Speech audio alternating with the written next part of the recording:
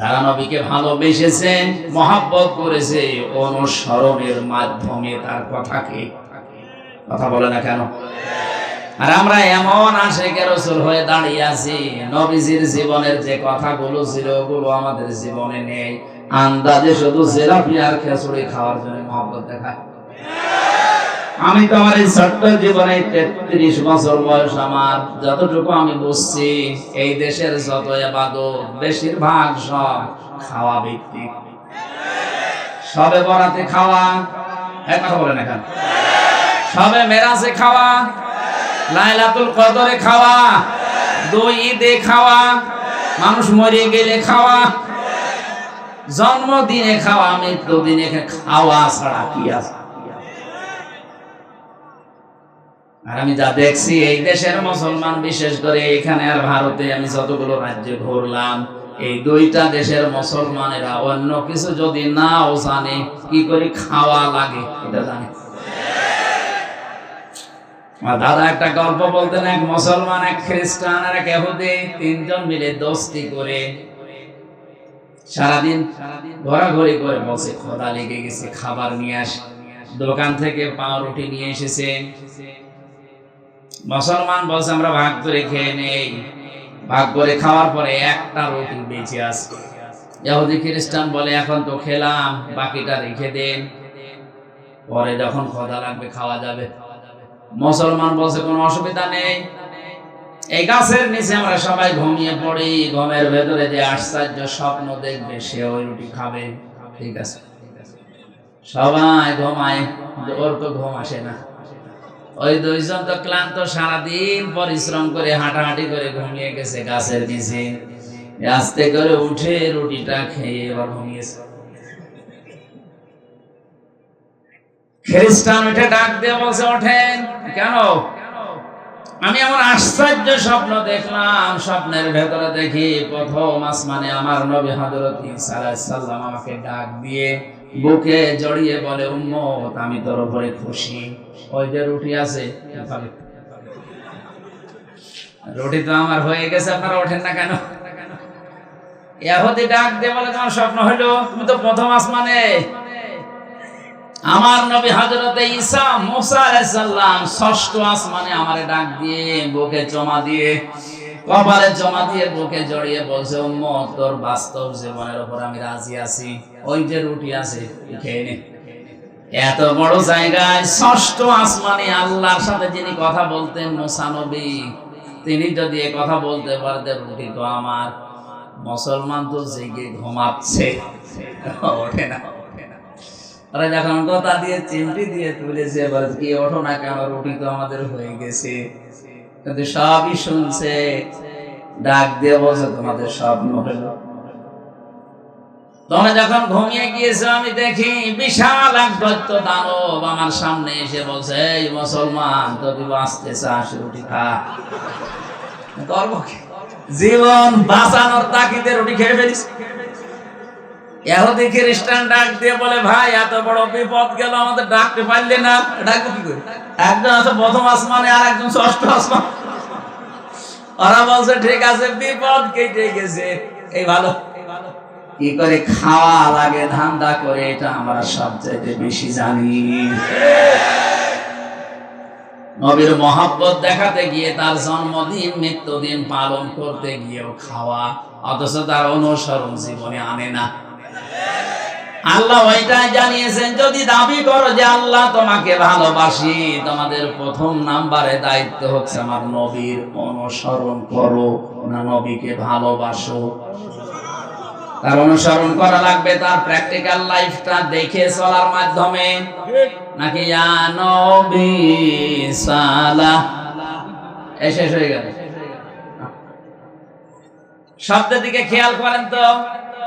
কেউ যদি অনুসরণ করে, আল্লাহ বলেন ইউহিব্বুকুমুল্লাহ, আমি আল্লাহ নিজে তাকে ভালোবাসা আরম্ভ করব।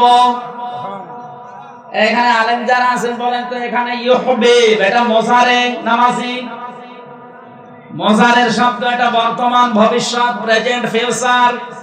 আল্লাহ মাঝি অতীত শব্দ দেননি যে আপনি অনুসরণ আরম্ভ করেছেন, আল্লাহ আপনাকে ভালোবাসা শুরু করেছিলেন না। যখন অনুসরণ আরম্ভ করবেন তখন আপনাকে আল্লাহ ভালোবাসা শুরু করবে। এখন আমার প্রশ্ন, এই অনুসরণ কি আংশিক না পূর্ণাঙ্গ? আরো জোরে। আংশিক অনুসরণ যারা করেছিল তাদেরকে আল্লাহ ভালোবাসেনি, তাদেরকে আল্লাহ মাফও করেনি, জান্নাতেও দেয়নি। এই কথা বলেন এখানে। আর বাস্তব উদাহরণ নবীর দুই চাচা আবু তালেব আর আবু লাহাব, এই দুইজন নবীকে অনুসরণ করেনি কিন্তু ভালোবেসেছিল। এত ভালোবাসা দিয়েছিল, আবু তালেব নিজের সন্তান আলীকে কাছে রাখতো না, রাতের বেলা এতিম মোহাম্মদ ভাতিজা তারে রাখতো কাছে, সারাটা জীবন আগলিয়ে রেখেছিল। হাদিসটা যদিও দুর্বল, আমি শিক্ষার জন্য বলছি, খেয়াল করো। কিয়ামতের ময়দানে এ আবু তালেবের পায়ের নিচে জাহান্নামের দুইটা ফিতা লাগিয়ে দেবে, এটা আমরা জানি কিনা? মাথার মগজ পর্যন্ত টকবক করে ফুটবে। হাদিসের ব্যাখ্যায় আমি দেখেছি ওর পুরা শরীরের কোন জায়গায় জাহান্নামের আগুন লাগবে না, শুধুমাত্র পায়ে। কোথায়? আর জোরে বলেন। পায়ে লাগবে। এই কারণে, কারণ ওর শরীরের সব জায়গায় নবীর শরীর টাচ হয়েছিল। কোন সময় চোয়া দিয়েছে, কোন সময় মাথায় নিয়েছে, কোন সময় মুখে নিয়েছে, বুকে নিয়েছে, পিঠে নিয়েছে, কিন্তু পায়ের কাছে কোনদিন রাখে নাই। এই কারণে আল্লাহর নবীর শরীর, ওর শরীরের যেখানে যেখানে লেগেছে ওই জায়গাগুলোতে জাহান্নামের আগুন লাগবে না, শুধুমাত্র পা দিয়ে কোনোদিন স্পর্শ হয়নি, এজন্য পায়ে লাগিয়ে দেবে আগুন। কি ভালোবাসা ছিল তার জীবনে, আপনি লক্ষ্য করেন। কাফেররা এসে যখন বলেছিল আবু তালেব আপনারে ভাতিজা এই ভাইয়ের ছেলেকে নিষেধ করেন, যদিও চাচা বিভিন্ন জিনিসের অফার দিয়েছিল, নবীজি আসার পরে তাকে ডাক দিয়ে বলে, মুহাম্মদ ওরা এসেছিল এই অফার গুলো দিয়েছে, তুমি কি করবা? বিশ্বনবী বলেন, চাচা ওরা যেটা দিতে চায়, সুন্দরী নারী, গাড়ি বাড়ি, ক্ষমতা, ধন সম্পদ, এগুলো তো দেওয়া সম্ভব। যেটা দেওয়া সম্ভব না, আকাশের ওই চাঁদ যদি আমার বাম হাতে, সূর্য যদি ডান হাতে এনে দেয়, যে কালেমাটা নিয়ে এসেছি, এক সেকেন্ডের জন্য এর আওয়াজ বন্ধ করা সম্ভব না। ওই দিন আবু তালেবের ভাষা শোনেন, ডাক দিয়ে বলেছে, ভাতিজা মুহাম্মদ তোমার কাজ তুমি চালিয়ে যাও, আমি তোমার ধর্ম গ্রহণ করলাম না, কিন্তু তোমারে আমি বাধা দেব না। কেউ বাধা দিতে আসলেও আমি তারে নিজে ঠেকাবো। আপনি যে ভূমিকাও রাখতে পারেন না, এত কঠোর অবস্থায় ছিল আবু তালেব, এরকম ভয়ঙ্কর মুহূর্তেও ছিল তার পেছনে। এরপরেও লোকটা যেদিন মারা যাচ্ছিল, বিশ্বনবী এসে তার বালিশের কাছে বসে বসে বলেছিলেন, ইয়া আম্মি আবি তালিব কুল লা ইলাহা ইল্লাল্লাহ হাজ্জুল লাকা ইনদাল্লাহি ইয়াউমাল কিয়ামা, রাহুল বুখারী। হে চাচা, জোরে বলা লাগবে না, শুধু আমার কানের কাছে মুখ নিয়ে আস্তে করে বলেন, লা ইলাহা ইল্লাল্লাহ। আপনি মুহাম্মাদুর রাসূলুল্লাহ বলার দরকার নেই, শুধু আল্লাহর ঘোষণাটা দেন, কিয়ামতের দিন আমি ঝগড়া করে আপনাকে জান্নাতে নিয়ে যাব। পাশে আবু জেহেল আর আবু সুফিয়ান দাঁড়িয়ে ছিল, ডাক দিয়ে বলে, নেতা পড়বা, সারা জীবন বাপ দাদার ধর্ম অনুসরণ করলে, এখন ভাতিজার নতুন ধর্ম গ্রহণ করে কলঙ্কিত হবা, মানুষ তোমারে ভীরু বলবে, কাপুরুষ বলবে। আবু তালিব ডাক দিয়ে বলে, ভাতিজা মুহাম্মদ আমারে মাফ করে দিও, তোমারে কালিমাটা আমি পড়তে পারলাম না। জোরে বলেন নাউজুবিল্লাহ। নবীজির মন খারাপ হয়ে গেল, সঙ্গে সঙ্গে কোরআনে কারিমের আয়াত আল্লাহ নাযিল করলেন, ইন্নাকা লা তাহদি মান আহবাবতা ওয়ালাকিন্নাল্লাহা ইয়াহদি মান ইয়াশা ওয়া হুয়া আ'লামু বিল মুহতাদিন। সূরা কাসাসের 56 নম্বর আয়াতে আল্লাহ পাক বলেন, হে নবী আপনি মন খারাপ করেন কেন? হেদায়েত তো আপনার হাতে দেয়নি যে যাকে ইচ্ছা তাকে দিয়ে দেবেন। এই লোকটা আপনার চাচা, আমি জানি, সারা জীবন আপনাকে ভালোবাসা দিয়েছে, বুকে আগলিয়ে রেখেছে, কোলে পিঠে নিয়ে মানুষ করেছে, আমি দেখেছি, কিন্তু লোকটা আপনার অনুসরণ করে নাই, এজন্য আমি আল্লাহ ওকে মাফ করি নাই। হেদায়েত কে পাবে ওটা আপনার চাইতে আমি আল্লাহ ভালো জানি। এরপরেও নবীজি ওর কবরের পাশে দাঁড়িয়ে দুহাত তুলে দোয়া করেছে, রব্বুল আলামিন তুমি আমার চাচা আবু তালেবকে মাফ করে দাও। কারণ তার যে শ্রম, তার যে কষ্ট আমার জীবনে আমি তো দেখেছি, তুমি আমার চাচাকে মাফ করে দাও। সঙ্গে সঙ্গে জিবরাইল এসে বলে, হে নবী হাত নামান। কার জন্য হাত তুলেছেন? মা কানা লিন নাবিয়্যি ওয়াল্লাযীনা আমানু আইয়াস্তাগফিরু লিল মুশরিকিন ওয়ালাউ কানু উলি কুরবা মিন বাদি মা তাবায়্যানা লাহুম আন্নাহুম আসহাবুল জাহিম। সূরা তাওবা 113 নম্বর আয়াত। আল্লাহ পাক বলেন, হে নবী হাত নামান। কার জন্য হাত তুলেছেন? এই লোকটা আপনার চাচা, এটা তো আমি জানি। আপনাকে সারা জীবন ভালোবেসেছি, আমি দেখেছি, কিন্তু লোকটা তো মুশরিক। লোকটা কি? মুশরিক। কোন নবীর জন্য, কোন ইমানদারের জন্য জায়েজ না, শোভনীয় না, উচিত না, এটা বৈধ না যে কোন মুশরিকের জন্য আমি আল্লাহর কাছে ক্ষমা চাবি। কাকে বলছে? নবীকে। বলেন বলেন। নবীজিকে যদি এই কথা বলতে পারে, ওয়ালাউ কানু উলি কুরবা, যদিও নিকট আত্মীয় হয়, এটা আপনার, তাও আপনি পারবেন না। অথচ বাংলাদেশে টাটকা মুশরিক মরে যায়, আমরা দোয়া করে জান্নাতে দিয়ে আসি, মনে হয় কন্ট্রাক্টর নিছে। আর ওরাও পাগল, ওরা মনে করে না এত বড় হুজুর দোয়া করছে আল্লাহ জান্নাত দেবে। নবীর হাত আল্লাহ ফেরত দিচ্ছে, আমির হামজার হাতের উপর বাড়ি মারবে না? কি বিশ্বাসে আরে আছে এই মানুষগুলো। এত ভালোবাসা সারা জীবন দেওয়ার পরে নবীজির হাত যদি আল্লাহ ফেরত দেয়, চাচা মুশরিক আর টাটকা মুশরিক মরে যায়। 14টা গরু জবাই করে আমরা দোয়া করে জান্নাতে দিয়ে আসছি। জান্নাত বাবার নাকি? এই ধোঁকা দিয়ে বোকা বানিয়ে রেখেছে অনেককে, এটা থেকে বেরিয়ে আসেন। ভালোবাসা দিয়ে যদি জান্নাত পাওয়া যেত, আবু তালেবকে জান্নাত দেওয়া লাগতো। ওর অনুসরণ ছিল না, কি ছিল না? অনুসরণ। আর একজন চাচার নাম আমরা জানি, আবু লাহাব। এই লোকটা এত ভালোবেসেছিল নবীর জন্মের সময়, বিশ্ব নবীর জন্মের দিন ওর নিজের টাকায় ক্রয় করা বাদী দাসী সুয়াইবিয়া এসে ডাক দিয়ে বলেছে, মালিক আপনার মরা ভাই আব্দুল্লাহর একটা সন্তান হয়েছে। আবু লাহাব ডাক দিয়ে বলে, দেখো জীবনে কোনোদিন তুমি আমার কথার অবাধ্য হয়ে বাড়ির বাইরে যাওনি। আজকে কোথায় গিয়েছিলে? যেই বলেছে আপনার মরা ভাই আব্দুল্লাহ, সে যদি থাকতো বেঁচে আজ অনেক খুশি হতো। সে যেহেতু নেই, আমি দৌড়িয়ে গিয়েছিলাম আমিনার ঘরে, তার একটা চাঁদের মতো ফুটফুটে সন্তান এসেছে। এই খবরটা আপনাকে আমি দেওয়ার জন্য দৌড়িয়ে এসেছি। আবু লাহাবের রাগ ছিল, এরপরও সঙ্গে সঙ্গে ভাতিজার কথা শোনার পরে ওই সময় ডাক দিয়ে বলেছে, সুয়াইবিয়া আমার ভাই আব্দুল্লাহ থাকলে অনেক খুশি হতো। ভাই যখন নেই, আমি তো এই ছেলেটার চাচা, এত খুশির সংবাদ আমারে দিলে, এই 2টা আঙ্গুল দিয়ে বলেছিল তোরে আমি মুক্ত করে দিলাম, যা তোর আর আমার বাড়িতে কাজ করা লাগবে না। বলেন তো কত ভালোবাসা থাকলে নিজের টাকায় কেনা এত বড় একটা বাদীকে মুক্ত করে দিতে পারে? আপনি তো 2 টাকাও দিতে চান না। ভালোবাসা কম ছিল না, কিন্তু তার বিরুদ্ধে আমার আল্লাহ কোরআনের আয়াত নাযিল করেছে। যখনই বিশ্বনবী কালেমার দাওয়াত দিয়েছে, লোকটা অনুসরণ করে নাই, আগের ভালোবাসাও ভুলে গেছে, অনুসরণ বাদ দিয়ে পাথর মেরেছে। কথা বলে না কেন? তাব্বালাকা আলিহাদা জামাতানা, পাহাড়ের ওই পাদদেশে দাঁড়িয়ে এই লোকটাই সর্বপ্রথম পাথর তুলে নবীর দিকে এইভাবে নিক্ষেপ করেছিল। তাফসিরে হাক্কানিতে আমি পড়েছি, পাথরটা নবীজির শরীরে লাগে নাই, সামনে পড়েছিল। খেয়াল করেন আলেম যারা আছেন, পাথরটা কিন্তু নবীর শরীরে লাগে নাই, সামনে পড়েছিল।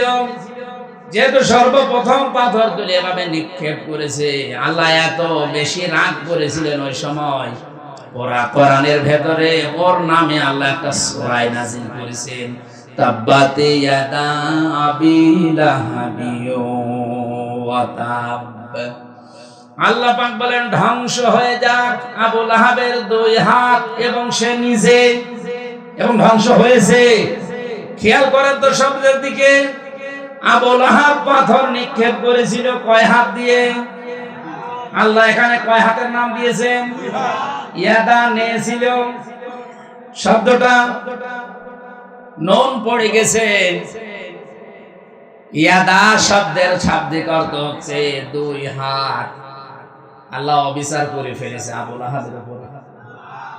ভালো করে বল না, মানে ও তো পাথর নিক্ষেপ করেছিল এক হাত দিয়ে, ধ্বংস করলে এক হাত করবে, দুই হাত করলো কেন? আপনি যে কোনো জিনিস এভাবে তুলে যদি ছুঁড়ে মারতে চান দেখবেন এক হাত দিয়ে হয় না, এ হাত নড়াচড়া করে। কথা বলেন না কেন? আল্লাহ পাক এটাও সহ্য করেন নবীর বিরুদ্ধে। এ হাত দিয়ে যদিও পাথর মেরেছে, পাথরটা শরীরে না লেগে সামনে পড়েছিল, কিন্তু এই হাত কিছুই করে নাই, শুধু নড়াচড়া করে সাপোর্ট দিয়েছে। এই জন্য এই হাত আল্লাহ ধ্বংস করে দিয়েছে। আজ বিশ্বে যারা বিশ্ব নবী এবং তার আলেমদের বিরুদ্ধে এই হাত, ক্ষমতার হাত, সম্পদের হাত ব্যবহার করছেন, আর পেছন দরজা দিয়ে বাম হাতের মতো অনেকেই নাড়াচাড়া দিয়ে সাপোর্ট দিচ্ছে। আমি নিচে নামলাম না, এরপরেও যদি না বোঝার ভান করে থাকেন, ওর যদি দুই হাতই ধ্বংস হয়ে যায় আপনার কিছু থাকবে? ওর শুধু ধ্বংস হয়েছে তা না, মা গনা আনুহু মালুহু ওয়া মা কাসাব। ও যা অর্জন করেছিল সম্পদ, ক্ষমতাও, কিন্তু মন্ত্রী ছিল, ওর কিচ্ছু কাজে আসে নাই নবীর বিরুদ্ধে অবস্থান নেওয়ার কারণে। ওর ভালোবাসা জীবনে কম ছিল। আরো জোরে বলেন। ওদের জাহান্নামে গেছে, আর কারো ফতোয়া লাগবে? এর পরবর্তী আয়াতে আল্লাহ বলেন সায়াসলা নারান দাতা লাহাব, অতি শীঘ্রই আমি আল্লাহ তাকে লেলিহান অগ্নিকুণ্ডে প্রবেশ করাবো। আল্লাহ যদি বলেন প্রবেশ করাবো, এখানে কোনো সন্দেহ? শুধু এতটুকু আল্লাহ শেষ করেনি, আমরাতুহু, তার স্ত্রীকেও দেব। আমার প্রশ্ন হচ্ছে তার স্ত্রীর দোষটা কি? হ্যাঁ, স্ত্রীর দোষ ছিল এই তলে তলে বিশ্ব নবীকে অপমান করার জন্য এই উম্মে জামিল নামে এই মহিলা স্বামীকে পরামর্শ দিত আর গোতাতো বাড়ি থেকে, যেটা করেন এটা করেন। আজ উম্মে জামিলের অনেক বোন আছে, অনেক খালা আছে, তারা নিজেরা হয়তো ওভাবে আলেমদের বিরুদ্ধে লাগে না, বাড়ির লোকদেরকে খোঁচা যে এটা করতে পারো না। উম্মে জামিলকে আল্লাহ যদি আয়াত নাযিল করে জাহান্নামী ঘোষণা দেয়, আপনিও জাহান্নামী যদি আলেমদের পেছনে এভাবে লেগে থাকেন। দুইজন চাচার কথা বললাম, দুইজনেই শুধু ভালোবাসা ভালোবাসা ভালোবাসা, অনুসরণ ছিল না। দুইজনেই জাহান্নামী, দুইজনেই। আরো জোরে বলেন। সিস্টেম অপর পৃষ্ঠায় দেখুন, আরো দুইজন চাচার নাম আমরা জানি, একজন আব্বাস আর একজন হামজা রিদওয়ানুল্লাহি তাআলা আলাইহিম আজমাইন। তাদের জীবনে শুধু ভালোবাসা ছিল না, ভালোবাসতো তারা মাস্ট বি, পাশাপাশি তারা অনুসরণ করে দেখিয়েছে। হযরতে আব্বাস যে নবীর অনুসরণ করেছে তার বাস্তব প্রমাণ মুসলিম শরীফের হাদিস। عن عباس رضي الله تعالى عنه قال قال النبي صلى الله عليه وسلم من سقى طعم الإيمان من رضي بالله ربا وبالإسلام دينا وبمحمد صلى الله عليه وسلم نبيا ورسولا رواه مسلم। হযরতে আব্বাস থেকে বর্ণিত, তিনি বলেন কেউ যদি ঈমানের স্বাদ পেতে চায় দুনিয়ায় তিনটা কাজ তাকে করা লাগবে। এক নম্বরে যে আল্লাহকে রব পেয়ে খুশি আছে। এই হাদিসের প্রথম অংশ পড়ার পরে আমি যেটা বুঝি, বাংলাদেশের ৯৬% মুসলমান ঠিক আছে, কিন্তু ৬% মানুষও আল্লাহকে রব পেয়ে খুশি নেই। যদি বলেন এত বেশি ডিফারেন্স, হ্যাঁ এত বেশি ডিফারেন্স আপনি হিসাব করে দেখেন। আল্লাহকে রব পেয়ে যারা খুশি, রবের অর্থ ১৯টা। এর প্রথম অর্থ রব মানে আইনদাতা। রব মানে আমি কি এগুলো বানাচ্ছি? রব মানে আইনদাতা, যিনি বানিয়েছে তার আইন চলবে, এটাই ফাইনাল। অথচ 53 বছর পার হয়ে গেল দেশটা স্বাধীন হয়েছে, 96% আমরা মুসলমান বাস করি। ওই রবের একটা আইনও আজ এ দেশে কায়েম নেই। আপনি রবকে রব পেয়ে খুশি আছেন কি করে? খালি মুখের কথা। আমার মাঝে মাঝে দাদা, আমার জেলখানায় থাকতে আমার দাদাটা মারা গেছে, অনেক কিছু গল্প বলতো শিক্ষামূলক। বলতো, হামজা, এদেশে 96% মুসলমান, ওটা শুধু আদমশুমারিতে আর ওই আগা কাটা আছে, তাছাড়া 96% মুসলমান। 51% যদি মুসলমান বাংলাদেশে, মান সাকাতা আমাল ঈমান মান রাদিয়া বিল্লাহি রাব্বা, এই হাদিস অনুযায়ী তৈরি হয়ে যায়, এই দেশে আল্লাহর আইন ছাড়া অন্য কিছু চলার কথা না। উদাহরণ দিতে গিয়ে বলতো, একজন গরিব মানুষ রিকশা চালায়, বহু কষ্ট করে 1 কেজি মাংস কিনেছে খাসির। বৌমাকে বলছে রান্না করো, আমি গোসল করে আসি। রান্না কমপ্লিট করে চিন্তা করছে দেখি কেমন লাগে, খেতে খেতে প্রায় সব খেয়ে ফেলেছে। শ্বশুর এসে বলছে, কই দাও, মোলা দিয়েছে, আলু দিয়েছে, কিন্তু কষ্ট দেয় না। ডাক দিয়ে বলছে, কই আসল জিনিস? শ্বশুর, আব্বা বলবো কি, আপনি যখন গোসল করতে গেলেন, আমি রান্না কমপ্লিট করার পরে ঢাকনা দিয়ে ঢেকে রেখে পানি আনতে গেছি। পানি এনে দেখি ওই যে দুষ্ট বিড়াল সব খেয়ে ফেলেছে, আর নেই। শ্বশুর মনে মনে চিন্তা করছে, 1 কেজি মাংস রান্না কমপ্লিট, ঢাকনা দিয়ে ঢেকে রেখেছে, পানি আনতে গেল কয় মিনিট লাগে, এর ভেতরে বিড়াল খেয়ে ফেললো। একটু বিড়াল পাশে তাকিয়ে দেখলাম 4 হাত পা রাইট করে রশি দিয়ে বেঁধেছে, দাড়ি পাল লাইনে ওজন দিয়ে দেখে 1 কেজি। বলছে, বৌমা, এটা যদি বিড়াল হয় তাহলে মাংস কই? কারণ এই বিড়াল যদি 1 কেজি মাংস খায়, ওজন হবে 2 কেজি। আর এটা যদি মাংস হয় তাহলে বিড়াল কই? 96% মুসলমান, শুধু আদমশুমারি আর মুসলমানি দেওয়া এই। আর এখন তো অনেকেই, বিশেষ করে এই দেশে মুসলমানি দেওয়াকে এমন কায়দায় নিয়ে গেছে, এটা একটা ব্যবসা বানিয়েছে। 20 বছর ছেলের বয়স, মুসলমানি দেয় না। কি চাচা, এত বড় ছেলে, টাকা পাবো কোথায়? টাকা নেই আমার, ওর ওই মুসলমান দেয় না। একটা ছেলে মুসলমানি দিতে কয় টাকা লাগে? 1000 টাকা দিলে গোড়া থেকে কিছু বাদ দিতে, 200 টাকা দিলে কেটে দেয় 1000, 5টা মুসলমান হয়ে যেত।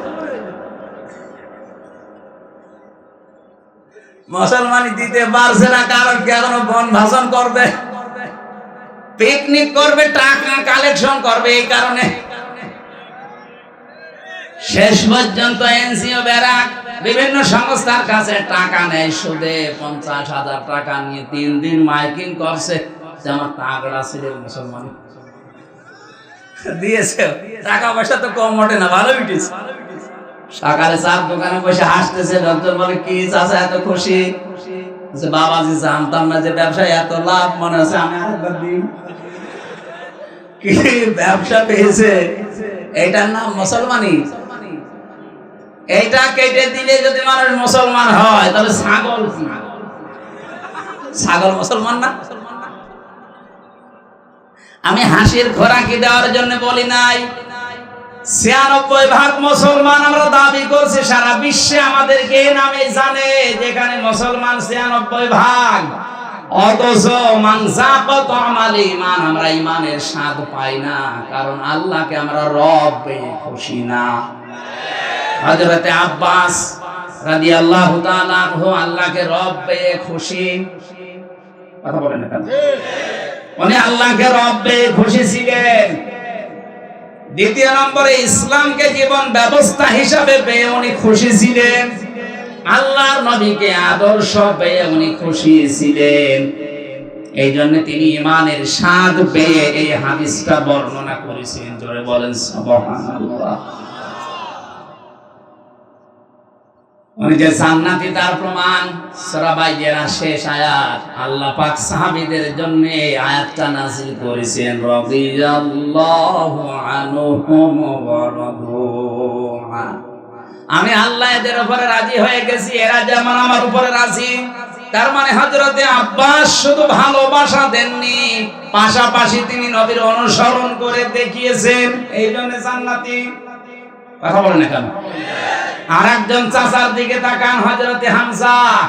উনি শুধু ভালোবেসেছেন তা না, তার জীবনে পড়তে গিয়ে দেখেছি তাকে 70 টুকরা করেছে, তার লজ্জা স্থান পর্যন্ত 3 টুকরা করেছে। এরপরেও তিনি নবীর আদর্শ ছেড়ে দেননি। কথা বলে না কেন? উনি নবীকে ভালোবেসেছেন একদিকে, এই ভালোবাসার প্রমাণ দিতে গিয়ে জীবন পর্যন্ত দিয়েছেন। আল্লাহর নবীর আদর্শটা এত বেশি অনুপ্রাণিত হয়ে গ্রহণ করেছিলেন, যেদিন নবীর মাথা ফাটা অবস্থায় দেখলেন, স্বীকার করে বাড়িতে আসার পরে তার স্ত্রী মুখ ভার করে বসে আছেন। ডাক দিয়ে বলে, স্ত্রী মুখ ভার করে আসো। বলে, মুখ ভার করবো না, তোমার এতিম ভাতিজা মোহাম্মদকে আবু জেহেল রড দিয়ে মাথার উপরে পিটিয়ে রক্ত বের করে দিয়ে কাবার পাশে শুইয়ে রেখেছে। ওই অবস্থায় তীর ধনুক নিয়ে আবু জেহেলকে ওইভাবে আঘাত করার পরে নবীর কাছে গিয়েছে।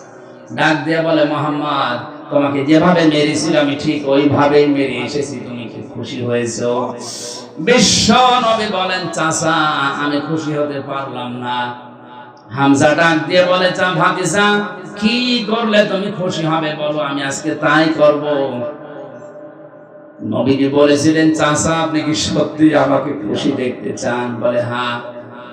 আবু জেহেল না, এরকম হাজারো আবু জেহেলের মাথা ফাটিয়ে প্রতিশোধ নিলে আমি খুশি না। যদি আপনি আমার আদর্শটা মেনে নেন, আমার আনিত কালেমা যদি পড়তে পারেন, আমি খুশি হয়ে যাব। হযরতে হামজা ওই দিনই বলেছে, ভাতিজা প্রতিশোধে যখন তুমি বিশ্বাসী না, তোমার চরিত্র তো আমি আগেই জানি, পেছনের দিকে আমি আর তাকালাম না, সব কিছু ছেড়ে দিয়ে তোমার আদর্শে অনুপ্রাণিত হয়ে আমি তোমার কালেমা স্বীকার করে নিলাম।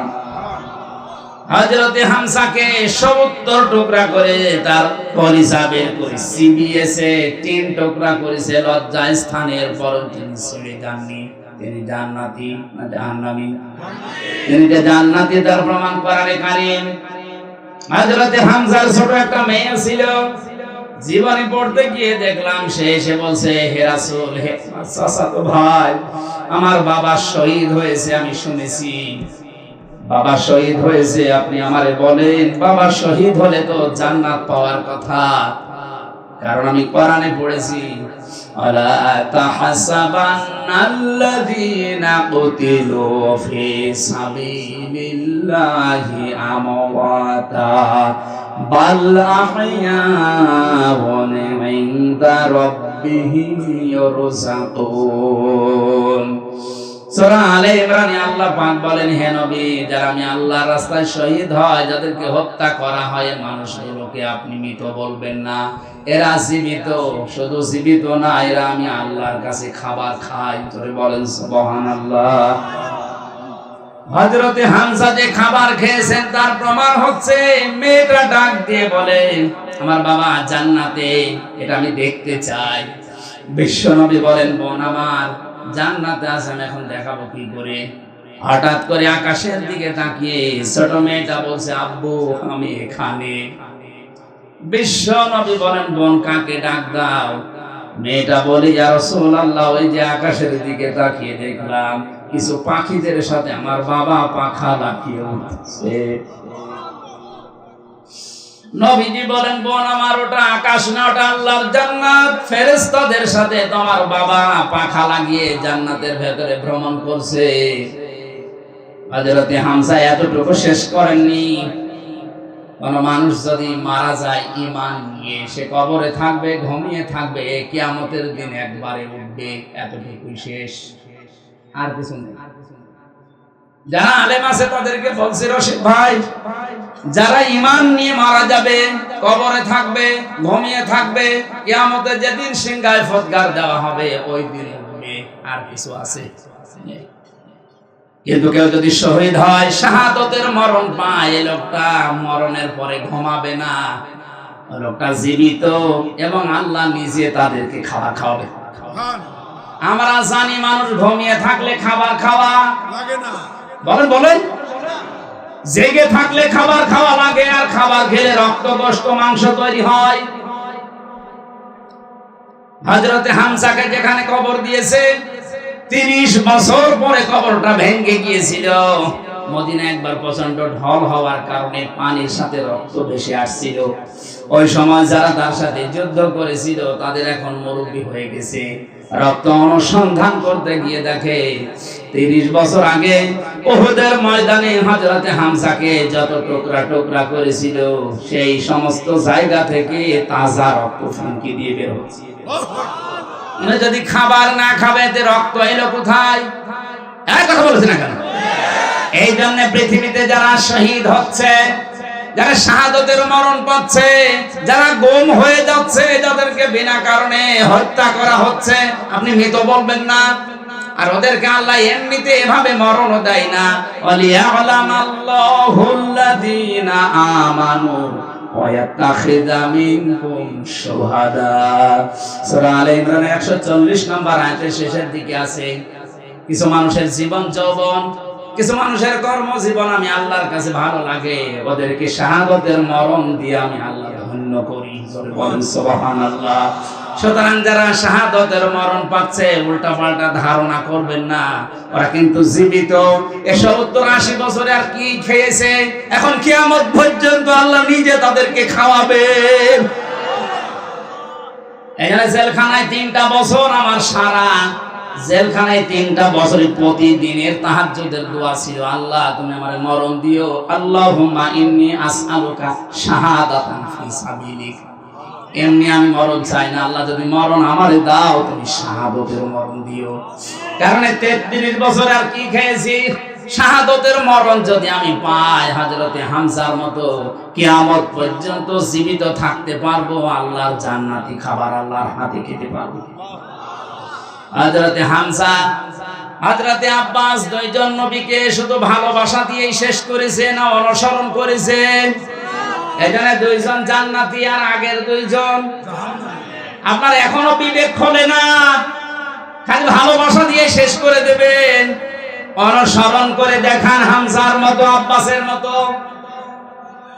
শব্দটা কি ছিল? কেউ যদি অনুসরণ আরম্ভ করে তাকে আল্লাহ ভালোবাসা শুরু করবে। এখন এই অনুসরণ কি আংশিক না পূর্ণাঙ্গ? আমরা যেটা করছি এটা তো আংশিক হয়ে যাচ্ছে, কারণ আমাদের জুব্বা নবীজির মতো, পাগড়ি নবীর মতো, কিন্তু নবীজির মতো সমাজ ব্যবস্থা আমাদের নেই, নবীর মতো রাজনীতি আমাদের জীবনে নেই।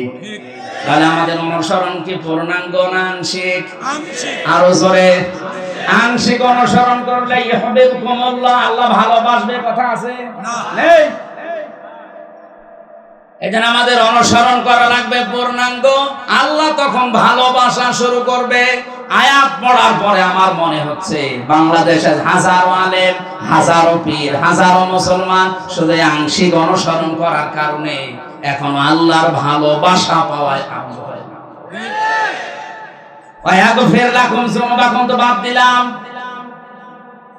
আল্লাহ মাফ করে দেবে, দিচ্ছে দেবে তা না। যে অনুসরণ আরম্ভ করবেন আপনি পূর্ণাঙ্গ ভাবে সিদ্ধান্ত নিয়ে নেবেন যে এখন থেকে রান্নাঘর থেকে আন্তর্জাতিক জীবন পর্যন্ত সব জায়গায় আমি অনুসরণ আরম্ভ করলাম। আপনাকে তখন আল্লাহ ভালোবাসা শুরু করলে, আল্লাহ যদি কাউকে ভালোবাসে ও জীবনের অপরাধ রাখে না, জাম্বন না দিয়ে যুনুবাকুম দিয়েছেন, সব গুনাহ আল্লাহ মাফ করে দেবে। জোরে বলেন সুবহানাল্লাহ। উনি মাফ করবে, তার প্রমাণ ওনার এই 2টা নাম, আল্লাহু গফুরুর রহিম। আল্লাহ পাক বলেন কুল আতিউল্লাহ ওয়ার রাসূল, নবী আপনি বলেন এই যে অনুসরণের কথা বললাম, এটা যদি কেউ করে আমি আল্লাহ এবং আমার রাসূলের, সেই লোকটাই কেবল আমি আল্লাহর দৃষ্টিতে ভালোবাসার পাত্র। ফাইন তাওয়াল্লাউ, কেউ যদি এই অনুসরণ না করে মুখ ফিরিয়ে নেয়, অহংকার করে, ফাইন্নাল্লাহা লা ইউহিব্বুল কাফিরিন, অবশ্যই আমি আল্লাহ কাফেরদের ভালোবাসি না। তার মানে যার ভালোবাসা আছে জীবনে অনুসরণ নেই সে কাফের। এই কথা বলে না কেন? আলেমকে জিজ্ঞাসা করেন, যারা শুধু ভালোবাসে অনুসরণ করে না এরা কাফের। তাছাড়া আল্লাহ ইউহিব্বুল কাফিরিন দিতেন না। ফাইন তাওয়াল্লাউ, যারা এই কথাগুলো শুনে মুখ ফিরিয়ে নেবে, ফা মানে অতঃপর, ফাইন্নাল্লাহ তারা যেন জেনে রাখে অবশ্যই আমি আল্লাহ লা ইউহিব্বুল কাফিরিন, এই কাফেরদের ভালোবাসি না। তার মানে শুধু ভালোবাসা আব্বাস আবু তালেবের মতো আবু লাহাবের মতো বাসবেন, অনুসরণ করবেন না আব্বাসের মতো হামজার মতো। আপনি কাফের, আর কাফেরকে আল্লাহ ভালোবাসছে না, বাসবে না।